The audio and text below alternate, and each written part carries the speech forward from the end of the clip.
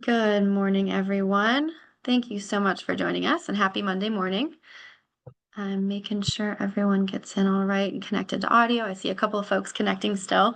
I am guest hosting this morning on behalf of Christine, who's out of office today. Thank you so much for joining us and happy Monday. These calls have been taking place since March of 2020, and since then we've had 5,663 participants. 48,510 participants, over 5,663 calls for community solutions and associated conversations over Zoom with the Forbes Funds team. A big part of the reason that we do these meetings is, yes, to strengthen nonprofit organizations, share resources from the Forbes Funds, but a big thing is hearing from our community as well. We know that this is a valued space to convene, have critical conversations, and it really feels like now more than ever, there's this kind of tackle everything all at once energy, because you're thinking about the short term, you're thinking about the long term, and you're also thinking about all the things that you are responsible to connect for other people and for individuals that you're serving as clients of your organizations. So one of the intents of this Monday morning conversation is to kind of slow down a little bit. Just before the call, Jordan and I were discussing the importance of having some time at the beginning of the week to center ourselves and, yes, stay up to date, listen in and into what's happening in the conversation, and also feel free to use the chat as you need. If you have questions for this community, if you have things that you want to offer support for within this community, if there's a space where, there's just something on your mind that you're hoping that we do a call for community solutions on in the near future, please share it, because that was really what born these calls in the first place. The rapid response of COVID made the space necessary, and we're really seeing a return to that pace and need of support within our community across the ecosystem. So thank you so much for joining us. We're really excited to hear from Jordan in just a minute. But before that, I do want to remind folks of our framework, since I do see some new faces in the room. The Forbes Funds has two different kind of ways that we look at our work. The first is the United Nations Sustainable Development Goals, and the second is the social determinants of health. And these are two frameworks that allow us to create common language across all of the different nonprofits and missions and focus areas that folks across our ecosystem are really focused on day to day and year to year. And so when you have an organization that is focused on reduced inequalities, which is goal 10 of the UN SDGs, but also reducing inequalities or inequities specifically because of the way that water and air quality looks different from neighborhood to neighborhood. That's really looking at goal 13 as well. And so the more that we can find spaces where people are solving the same problems and creating that unity and continuity and conversation, the more that we're building trust within our ecosystem. A broader framework, the social determinants of health, really helps folks on a mission or geography level understand where their work interconnects. And one of the things that we heard from Patrick Coop from Community Forge a couple weeks ago is that you don't have to be a nonprofit organization in order to have a huge positive impact on your community. And so looking at that model, some broader buckets, this is something that I'm sure we'll hear from Jordan about as well, just because there is such a sense of community, but also sharing supports and trust building, at least in the conversations that I've been lucky to be a part of with the Hilltop group, which is how I initially met Jordan. And then finally, the 8 returns model for the Forbes Funds is a way that we look at what are the squishier, less tangible impacts of our work. The way that we think about return on investment is extremely cost or revenue driven. And also there are huge things that completely shape or change the way that we do our work in the nonprofit sector, in policy and relationships and technology advancement with the AI cohorts that we're hosting, for example. That really drive success in the sector as well. So we do have a little bit of a wonky agenda this morning. I have to jump off the call a little bit early today, so I'll be starting with the policy update. I promise I'll keep it brief. But as we're getting into that, we have a little bit of a slow start this morning before our guest speaker. Just a reminder, if you can turn on your camera, please do so. If you're obviously in your commute or, between meetings and joining via phone or in your car, please do not use the chat and feel no pressure to be on camera. We're just happy you're listening in this morning. For everybody who can use the chat this morning, please add your name and organization just so we can see who's on the call. And if there's any sort of follow-ups or anything from what I share, from what Jordan shares, we'll be sure to get that to you. So a very quick recap. This at end of this month is the close for the DCE tax credit timeline for the Neighborhood Assistance Program and Neighborhood Partnership Program. We also have some dates coming up for our local elections, for the primaries at least, that I really want to emphasize this morning during the policy update. And then finally, a recap of some upcoming surveys from the Forbes funds and some things that you're going to see regarding cross-state partnerships with some friends of ours from Philadelphia. So really quickly, again, a recap from a couple weeks ago, there are three different tax credit types that are open until May 30th, Neighborhood Assistance Program, Neighborhood Partnership Program, and some special program priorities.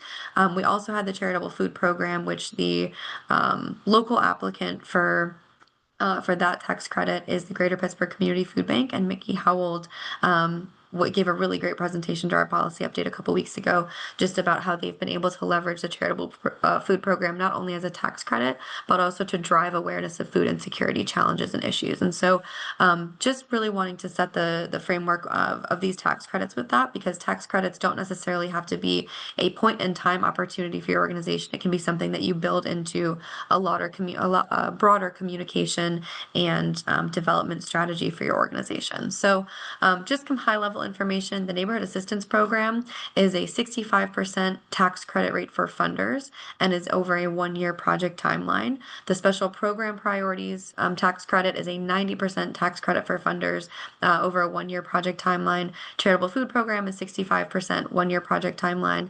And Neighborhood Partnership Program is a long-term revitalization strategy, multi-year funding commitments between a community partner and a participating 501c3 nonprofit organization. And this does require a comprehensive community development plan. Between now and May 30th, if you have not started or don't have a shovel-ready project for the Neighborhood Partnership Program tax credit, this is probably not the year to take advantage of that opportunity.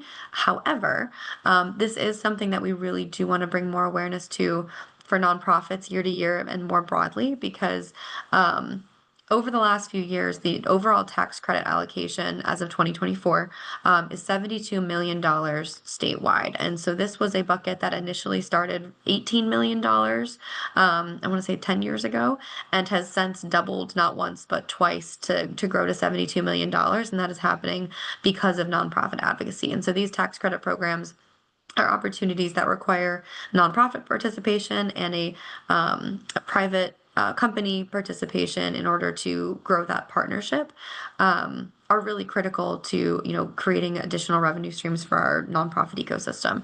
The eligible funders for the community piece are any company paying taxes in the state of Pennsylvania.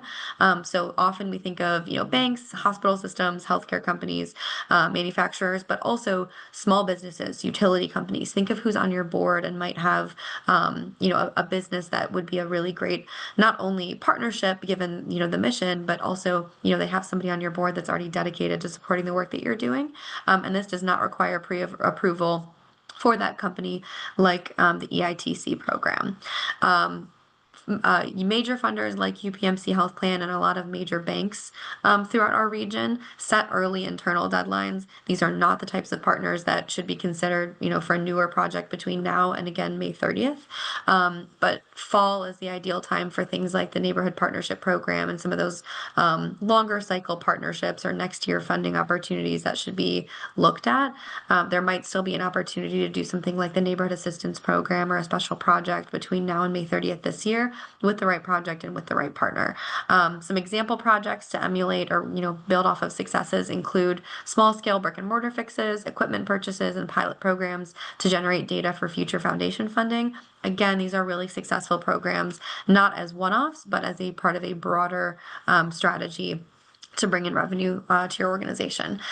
Second update around economic, a survey and conversations that, again, were really driving in the nonprofit sector more recently due to the Trump administration's imposition of new tariffs and just kind of more of the economic context that this administration is really leaning into. I don't know about you, but I'm hearing more about inflation and recession and economic impacts of policy decisions than ever before. And so looking at how things like the new tariffs rates or impacts on small businesses are going to trickle into the nonprofit sector, but also how there's likely already direct impacts taking place in the nonprofit sector for us at all or already. And so this is a survey that Craig Mayer, who's the director of learning labs at the Forbes Funds, is going to be working with me and some of our partners across the state to develop, to really capture, what is the impact on our innovation hubs?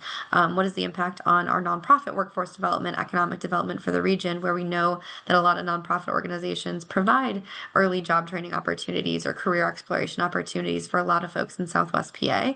And so looking at this survey, looking at how we can utilize these, new ways of speaking about economic impacts of global policies on our region is going to open up other funding sources, potential for public-private partnerships.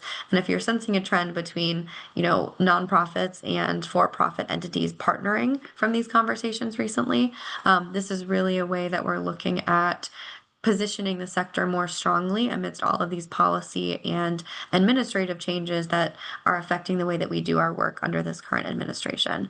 A second kind of level to this, which I'll cover very quickly, is that there was a really great presentation from Reimagine Appalachia a couple weeks ago about a rumor that there would be executive orders introduced specifically targeting and affecting 501c3 organizations in kind of the general sector. We did not see this come to fruition, but it was a really great exercise just to see what the response would be from the sector. And it is a delayed conversation. However, we do know that we need to continue to prepare for things like executive orders or other policies from Congress affecting the way that we do our work. And so, staying up to date on these conversations, attending policy committee meetings, and really making sure that we understand, 501c3 status, what it means to have that affected or redesignated, or, how we can partner with other community organizations and individuals in our neighborhoods more intentionally to make sure that service continuity doesn't stop, even if an organization loses its 501c3 status. These are really difficult conversations. They're heavy conversations, but in order to continue doing the work that we do, they're ones that we need to have. And I'm going to skip over this policy update this morning just so we can get into our presentation. One quick thing in terms of upcoming timelines.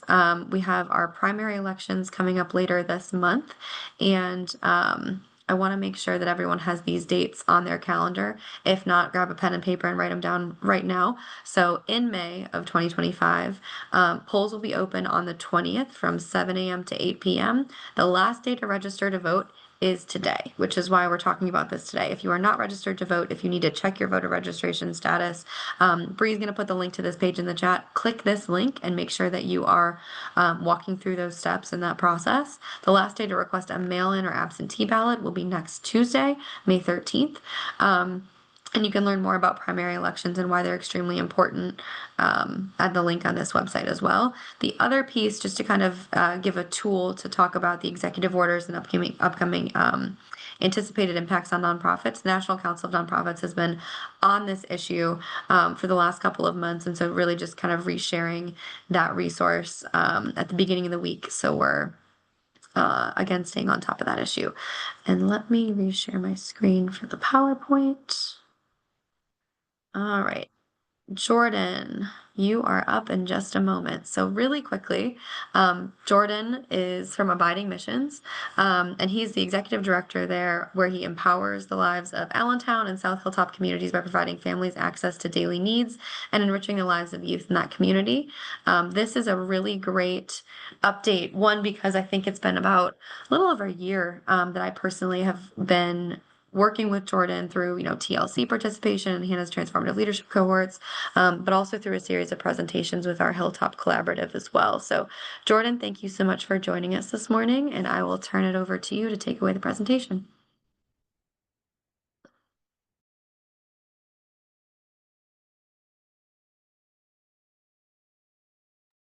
Sorry, it's my first time on one of these calls. No need to apologize. I think We we're can good. hear Okay. you. Okay, it's only been 5 years. I think we can figure this out. Okay. Thank you guys. Yeah, my name is Jordan Shoenberger. I'm the executive director here at Abiding Missions. As one of my counterparts up here in the Hilltop, Jordan Gilliam, commented I am Jordan number 1 up here in the Hilltop. He is the illustrious Jordan number 2. At Abiding Missions, as Emily said, we are located in the primarily Allentown neighborhood. We will serve anybody that will come to us, but we are situated here in the South Hilltop in Allentown, which is a neighborhood a lot of folks haven't heard of. It's a very small neighborhood with the same name as a larger city in the state. So branding is always a little tough around here for Allentown, but what we make do. We're up by Mount Oliver, Mount Washington, Belts Hoover, Knoxville, Arlington, those kind of neighborhoods. We're kind of situated right up there. We're a couple blocks from Grandview Elementary, which has a beautiful view of downtown Pittsburgh. And so by that, we have a very beautiful view of downtown Pittsburgh. We just walk about 2 blocks up the hill. We operate under the guidance of the principles of hope, inclusiveness, service, and faith, trying to instill hope in our community, create a sense of belonging and connectedness with those around us, be of service to our community, and find ways that we can walk alongside them as they are working through their needs and try to find faith in each other. I've worked in the nonprofit sector for a little over 15 years at this point. I worked many years in child welfare. My first job out of college was as a foster care caseworker, and worked through various jobs throughout the years working with children, youth, young infants as well, in various positions, and started here at Abiding Missions in 2022 as the first executive director here at the organization. I live in Brookline. I'm a lifelong resident of the neighborhoods in the South Hills of Pittsburgh, and I've lived in Brookline just about 15, 20 years at this point. I am a longtime youth soccer coach. My team lost yesterday, for those curious, but we did score our first goals of the season, which was really exciting. I keep telling them that every game we're doing better, and a lot of them don't seem to care because we keep losing. So it is what it is, but we're going to get there. And I also recently got my referee certification. And if anybody wants to become a soccer referee, let me know. I can hook you up because we need soccer referees. I wouldn't say I'm a good one, but sometimes we just need warm bodies that have a whistle and a flag. We'll make do. And then my family also has a service puppy on the way, which we're really excited about. One of my kids has autism, and we got approved uh, through a local organization, got a grant. I can get those for my family as well as work. And so we're getting a service puppy. It was just born 2 weeks ago, so we're very excited about that. All right. At Abiding Missions, we have a number of programs that we're working with to meet the needs of those around us and connect our community. Our core tenets of connectedness and hope and faith and things like that are definitely we try to do that with the children around us, the youth around us, the adults around us, and trying to find ways that we can connect those groups together and connect people within those groups. We began in 2020. We purchased our building in 2027. We were also incorporated at that point. We own an old church building, so a lot of the pictures look like we're in a church because the building we're in is a former church. I have a stained glass window right here in my office, and a lot of people do refer us to as the church. But we do not operate as a church, which we often correct people, and sometimes we don't correct people because, frankly, they just want us to be. We are that to them, even if we're not necessarily providing them with any sort of spiritual guidance. They do appreciate the community that we offer and the assistance that we offer to those around us in the community. And if that's who we are to them, we are happy to fill that role in their lives. For our after school program, this is a program we started about 3 years ago. We had youth programs before that, but it wasn't ever formalized. It was always we have a group that wants to come in 1 day a week, and we them come Jordan, in for as many weeks as they can, and then they kind of fell off, and then we have another one. And yep, sorry. can you hear Yep, me? the audio is going in or going in and out a little bit. Would you be able to turn off your camera Oh, just for yeah, bandwidth? That might help. sure. Okay. Thank you.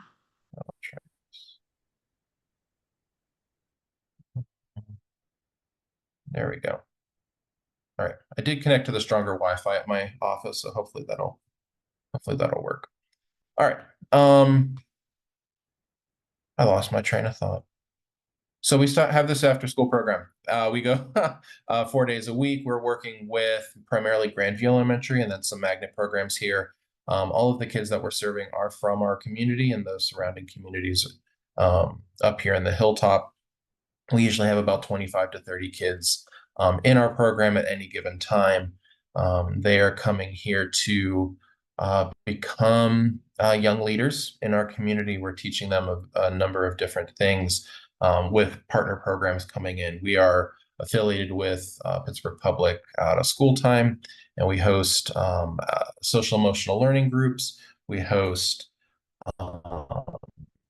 Venture Outdoors comes and does active activities with the kids. Bots IQ will come in and do technology. Every day, our kids have um, a homework help, and we have a group of teens in the neighborhood we call junior counselors who are trained and taught how to interact with the kids in positive ways, and they are paid staff with us. We have about 5 junior counselors every school year working with our students during our after school program.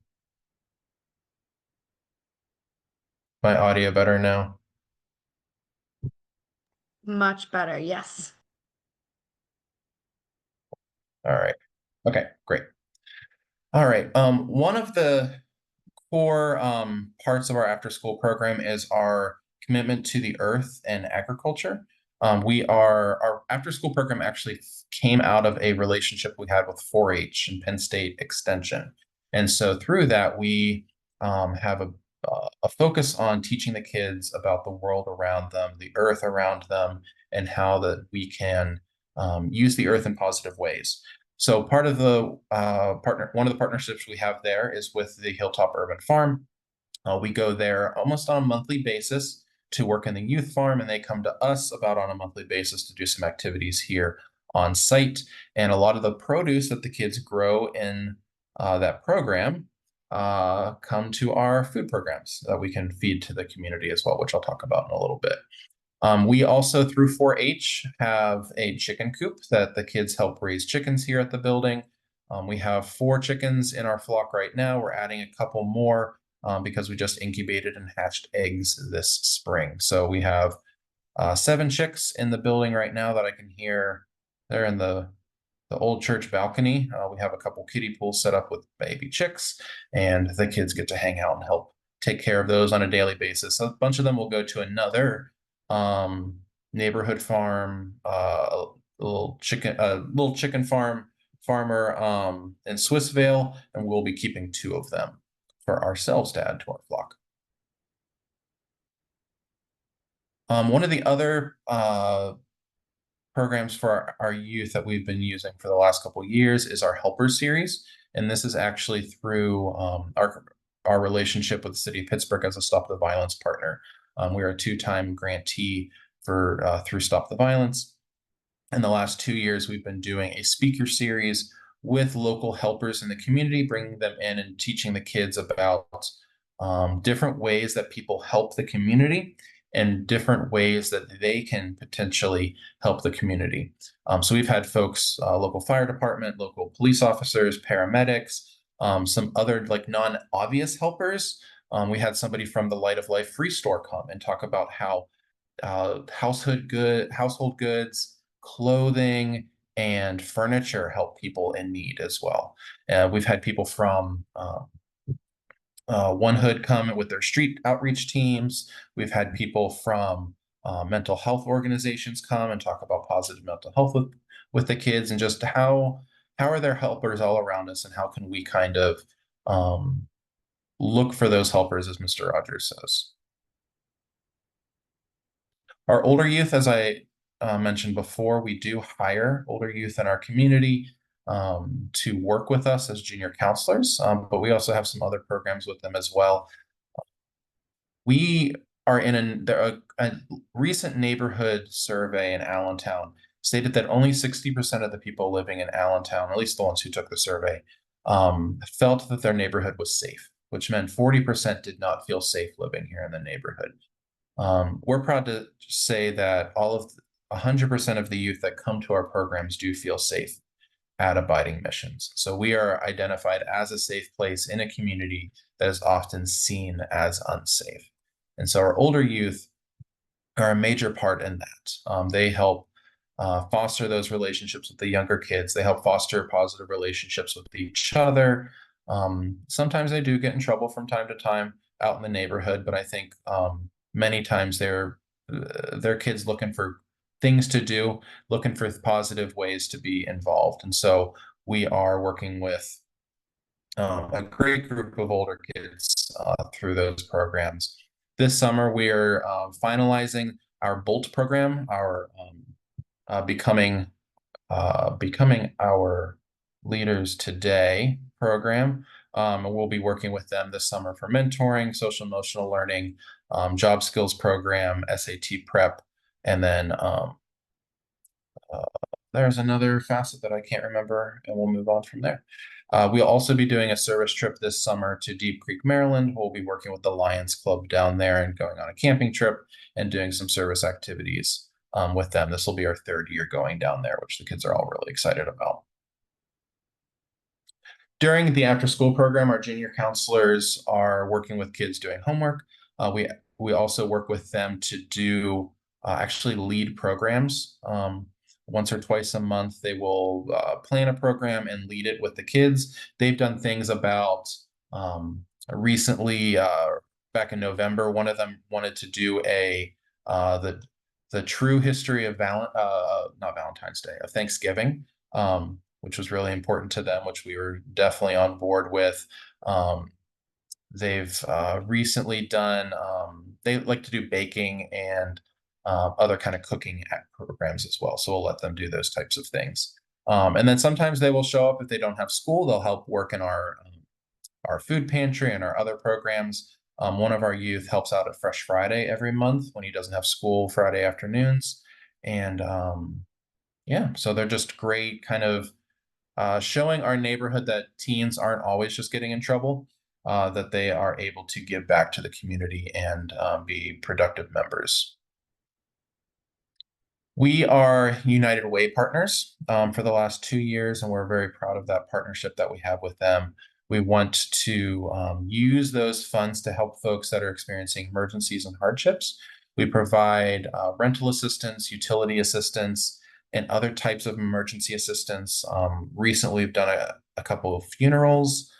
We've done extermination service, pest control in their homes. So whatever folks have a need for, we can provide. We do have a chaplain on staff. So even though we're not a church, we can provide some spiritual needs in the community as people request those. She has a handful of home visits that she does on a weekly basis to share sacraments and prayer and whatever sort of religious needs that those folks might have. She can do that in their home, door to door, also providing support at medical appointments, hospitalizations, and other things in the community that they might need. We provide a breakfast for the community once a week, and this is a great way for folks to be able to connect with each other, gain support from each other. One person who attends it describes it as a community within their community, that they've kind of built this collective with each other, that they can rely on each other. I love seeing people that have met at Breakfast Fellowship. If one of them doesn't drive and the other one's driving them to the store, and I see them out in the neighborhood in the front seat of somebody else's car because they're going out together. We've had folks rent rooms to each other. We've had folks share food with each other. We've had folks just socialize in the community, and then whenever they come into Breakfast Fellowship and just kind of be together and just learn about what each other need. We do have discussion topics from time to time. Sometimes trainers will come in. We recently had somebody come in and talk about boundaries. That was an issue that some of our folks were wanting to discuss about how to set boundaries with each other, how to set boundaries with family members, with friends, with people in the community. And even this past weekend, I just saw somebody this morning who was talking about how they ran into somebody at Breakfast Fellowship, and they were with another friend who then immediately gave that person a hug, and the person stopped them and said, "No, remember, I just learned that they don't like to give hugs." That was a boundary I learned last week in our boundary discussion. I thought that was just really sweet that they're learning from each other. They also help us. They love gardening, so we have a group of them that help with gardening around the building, and then we also do volunteering activities as well. We're hoping to take them out to the farm later this summer. Hopefully we can coordinate that, but they love going out to the food bank, so they'll do volunteer days at the food bank as well. Our food access program, we serve about 1,000 individuals, over 400 houses every quarter. And then we also, but we are one of the only food pantries that happens on a weekly basis. We're operating every Thursday from 12 to 2. And the volunteers at our pantry are members of our community. They are all folks that are coming from, they might be pantry guests themselves. They might be Breakfast Fellowship volunteers. They might be relatives of our after school program kids. And so they're all just folks that want to help out and help their neighbors. They do get first pick of the produce, so that's the perk that they get. But we have a great group of volunteers that help run that program. We do all of our produce is sourced from the Hilltop Urban Farm when they are in harvest season. We get about what is it? About 10 to 12,000 pounds of produce from the Hilltop Urban Farm each year that we distribute. And then for the rest of the year, we get from the Mount Washington Shop and Save. We can buy that in bulk through some funding, through some partners that we have. And so we will provide that during our pantry hours. We'll also provide, Animal Friends provides pet food.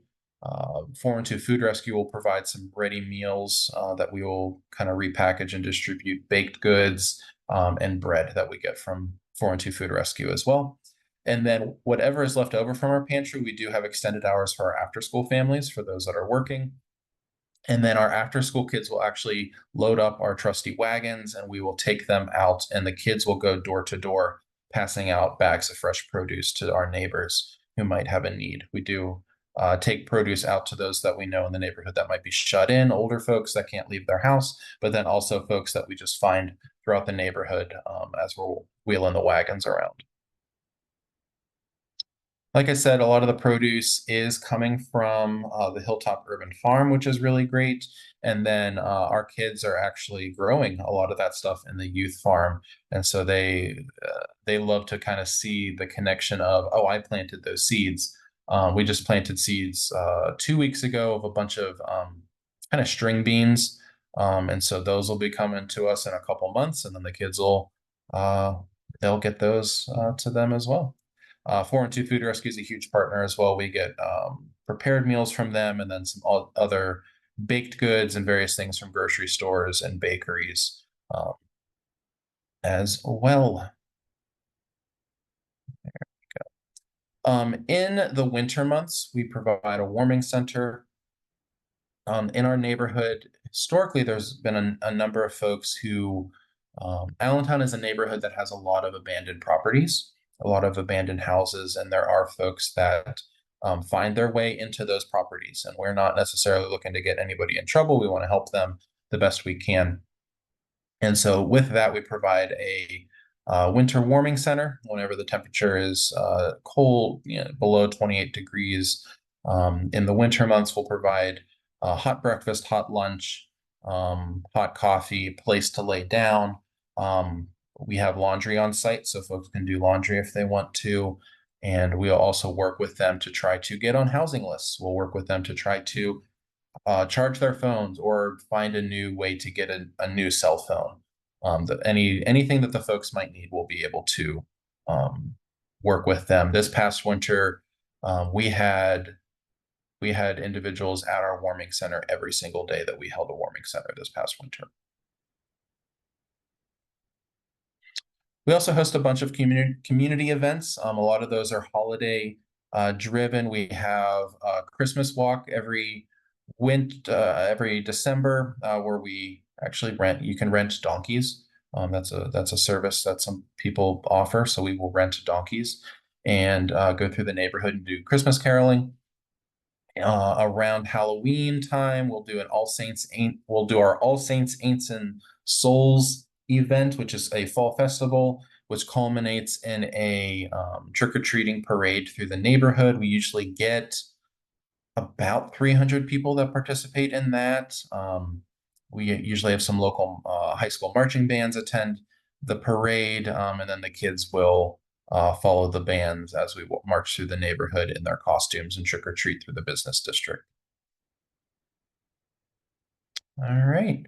That is all I have prepared. But like I was saying before, a lot of the work that we are doing is trying to connect people in our neighborhood with each other. Here's a picture of one of our marches through the neighborhood, and all the kids we visited. I believe this is Miss Bainey, who's over 100 years old in our neighborhood. And so she loves whenever we can come and visit her and connect the youngest kids with the oldest folks in our neighborhood, which is really great. So if anybody has any questions, I'd be happy to answer and chat more about that. I got a question. Nice presentation. So this song came to my attention. So do you work with homeless kids that's in school? Oh, that's a great question. So we don't necessarily target that population, but we have and we do work with folks that might be considered homeless in different ways. Kids that are experiencing housing insecurity for sure. We also work with their parents to make sure that we work with a lot of our after school parents with rental assistance so they don't become evicted. We have a good relationship with one of the real estate companies in our neighborhood, and they will often refer parents to us so that we can so they can avoid that eviction.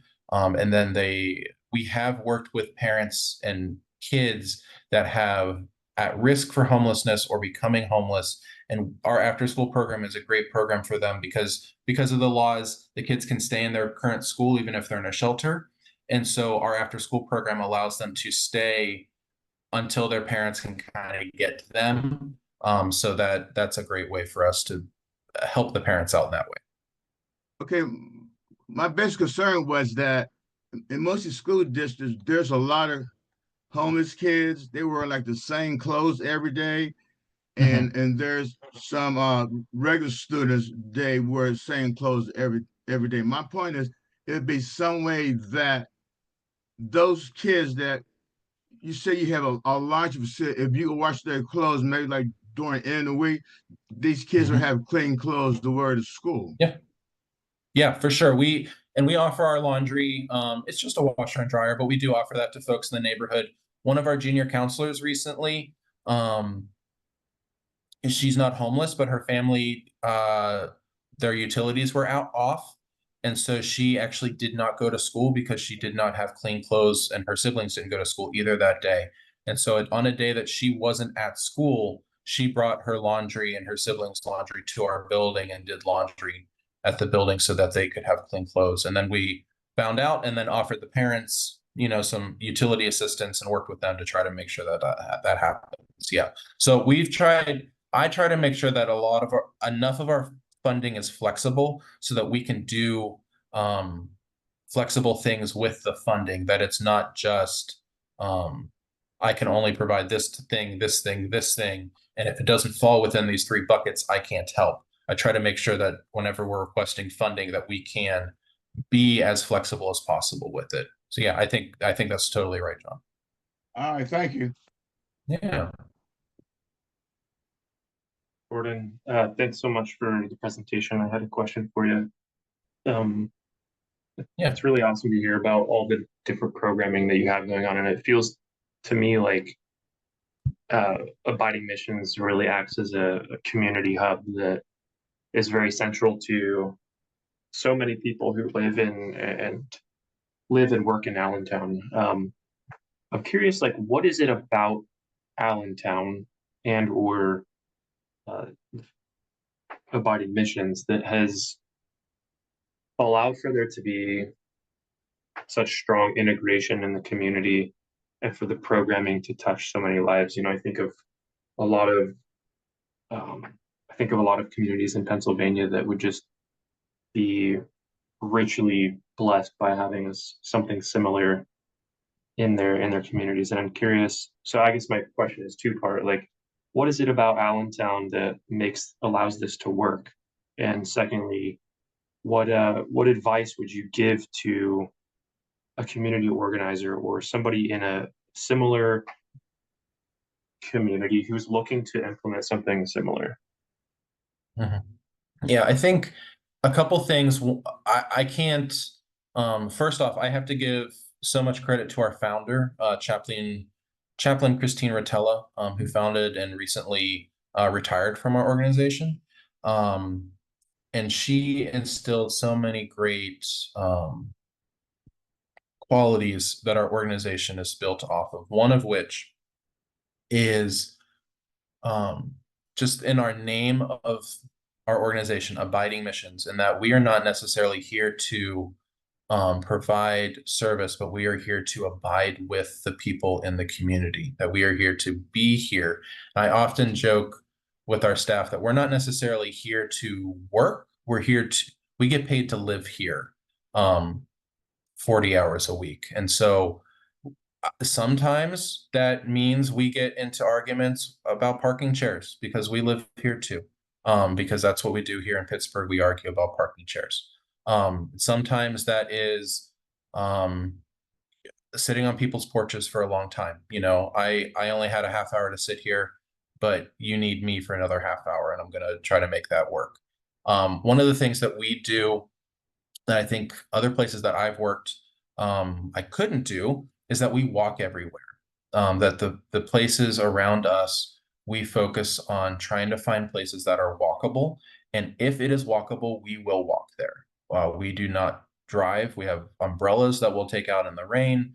And that way we are seen in the community. We always are wearing an Abiding Missions t-shirt. And that we can connect with people on the way to our destinations. And so if I'm walking 10 blocks east, I'm seeing probably 5 people on porches on my way there, and I can stop and say hi or just kind of wave and keep going. But I made that touch point there. That's really important. So I think with organizations like ours, and I do not think we are necessarily unique in a lot of things that we do. I think there are organizations in other parts of town that do this type of work really well. And I think you'll see that a lot of those places are living there, not just there to work. And I think that's a really important distinction.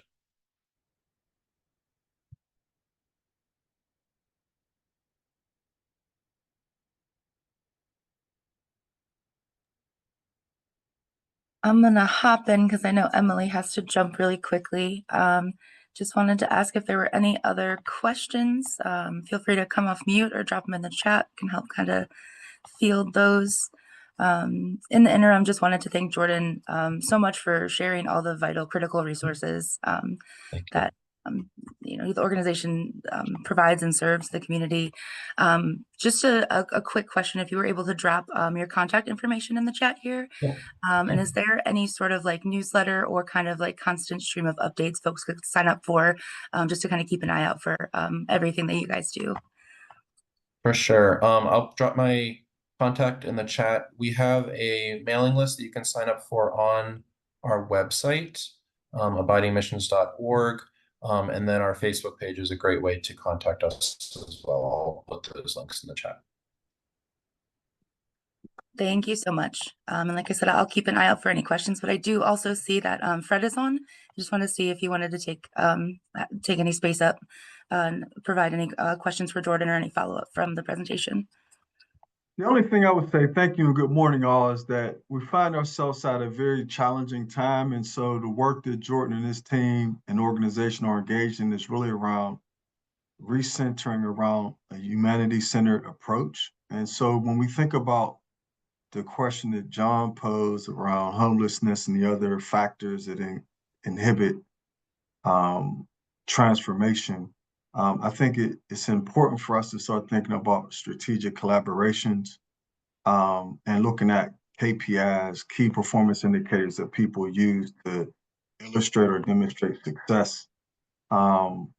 We find ourselves at a place where everybody's successful as an individual organization, but what's being called for is collaboration to scale up our response mechanisms. And so I think Pittsburgh's a place, once they see something like that in motion and they see the value to it, then other people will get on board. But it's also a place that doesn't adopt things very quickly. And so for the sake of the people we serve, I think it's important for us to find ways to do early adoption and rapid prototyping.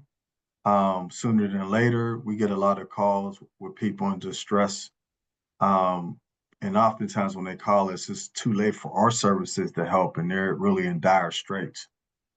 I don't think there's anybody that is unaware that's in the organization that doesn't understand the stress that every organization is under. And so if there's ways through collaboration to reduce the duplication of effort and increase effectiveness and efficiency and look at designating resources, I think this is the time to do it.